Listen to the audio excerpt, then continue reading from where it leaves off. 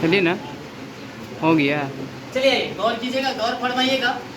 और आज हम लोग चलेंगे फिजिक्स में, क्या करेंगे, जैसे इससे पहले हम लोग विमा के बारे में पढ़ चुके थे, है ना, तो उसी का अगला पार्ट है, ठीक है ना। आज से सबसे फर्स्ट पॉइंट की अगर बात किया जाए, देखा जाए तो मात्रकहीन और बीमाहीन के बारे में बताएंगे, जो किसमें माने मात्रकहीन है और बीमाहीन है, ठीक है। एग्जाम में पूछा जाता है, तो बताइए इनमें से कौन मात्रकहीन है या बीमाहीन है।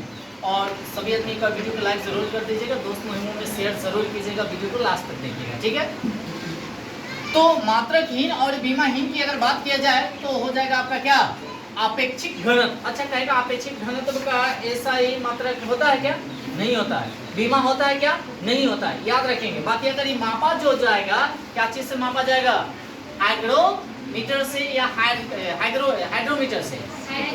देखिएगा, अगर आर्द्रता की अगर बात किया जाएगा तो हाइग्रोमीटर, और घनत्व की अगर बात किया जाएगा तो हाइड्रोमीटर, याद रखेंगे, ठीक है। ये बिहार एसआई का क्वेश्चन पूछा गया है। अब कहेगा से इसका ऐसा ही मात्रक होता है कि ना अपेक्षिक घनत्व का?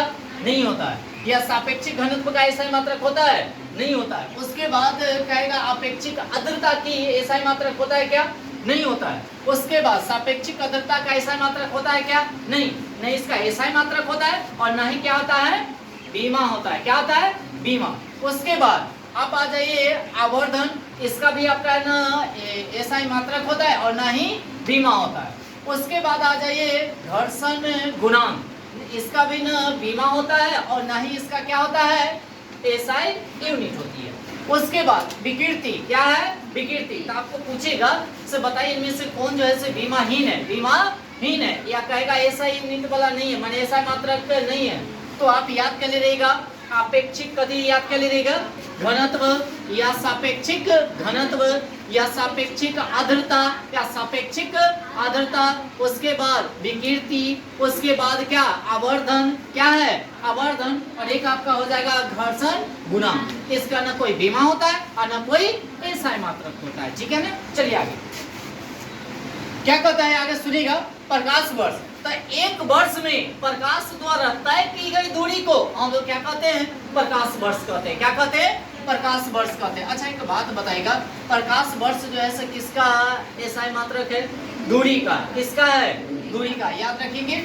उसके बाद प्रकाश की चाल जो होता है निर्वात में कितना होता है? 3 × 10 के पावर का है 8 मीटर पर सेकेंड, मीटर पर सेकेंड।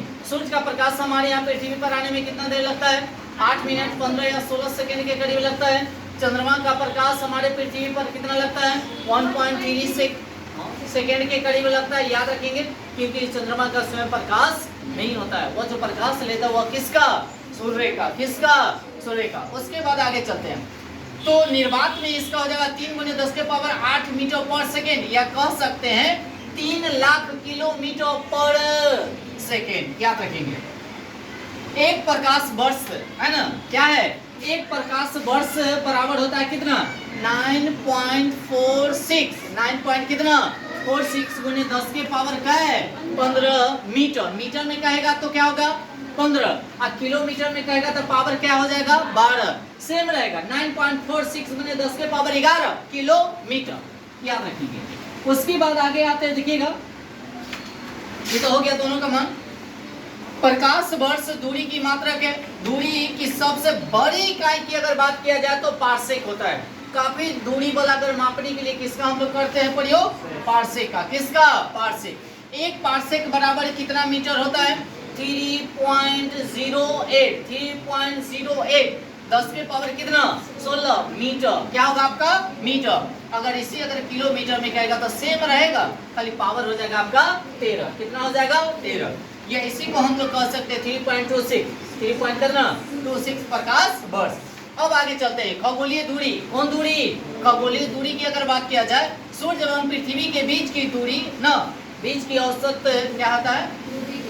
दूरी को हम लोग क्या कहते हैं? खगोलीय दूरी कहते हैं। तो फिर से सुनिएगा, सूर्य एवं पृथ्वी के बीच की औसत दूरी को हम लोग क्या कहते हैं? खगोलीय दूरी कहते हैं। एक खगोलीय दूरी बराबर कितना होता है?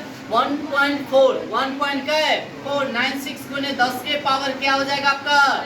11। ये मीटर में है, क्या है? मीटर में। उसके बाद 1.496 × 10 के पावर क्या है? 8, यह आपका हो जाएगा किलोमीटर में। क्या हो जाएगा? किलोमीटर में।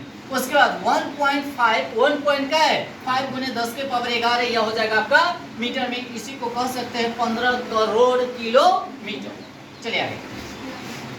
3 जनवरी को क्या होता है? पृथ्वी जो होता है सूरज के सबसे नजदीक होता है, इसीलिए इसको क्या कहा जाता है? उपसौर, या इसी को कहा जाता है पेरिहेलियन। देखिएगा, अगर ये मान लिया जाए पृथ्वी यानी कि ऐसे ही चक्कर काट रहा है, किसका काटेगा? सूरज का। किसका काटेगा? सूरज का चक्कर काटेगा। तो देखिएगा यहाँ पर जो है सब पृथ्वी है, सब जो है आपका पृथ्वी है। सूरज देखिएगा काफी नजदीक आया हुआ है।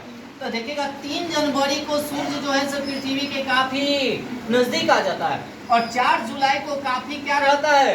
दूर रहता है। क्या रहता है? दूर। तो नजदीक जो रहेगा, नजदीक वाला को हम लोग क्या कहेंगे? उपसौर। क्या कहेंगे? उपसौर। और दूर वाला को हम लोग क्या कहते हैं? ऑफसौर। क्या कहते हैं? और इसी को कहते हैं एपीहेलियन। क्या कहेंगे? एपीहेलियन कहते हैं। उसके बाद समुद्री दूरी को मापने के लिए किसका प्रयोग करते हैं? नॉटिकल मील का। क्या? नॉटिकल मील के से मापा जाता है। एक नॉटिकल मील बराबर होता है 1.35, 1 पॉइंट कितना? 35 किलोमीटर, या कह सकते हैं 1 मील बराबर होता है 1.6 किलोमीटर। अब आगे आते हैं, एक एंगस्ट्रॉम बराबर होता है 10 के पावर कितना? -10। 10 के पावर माइनस क्या है? 10 मीटर। और यह जो होता है तरंग दैर्ध्य का क्या होता है? एसआई मात्रक होता है। कौन? एंगस्ट्रॉम। क्या होता है? एंगस्ट्रॉम। एक फर्मी की अगर बात किया जाए, एक फर्मी में कितना मीटर होता है भाई? एक फर्मी मीटर बराबर कितना होता है? 10 के पावर माइनस का है 15। और ये जितना भी होगा सर सब क्या चीज में होगा? मीटर में होगा। तो सभी का एक बार नोट बना लीजिएगा, और थोड़ा सा सभी अपनी वीडियो को एक बार लाइक जरूर कर दीजिएगा। ओके।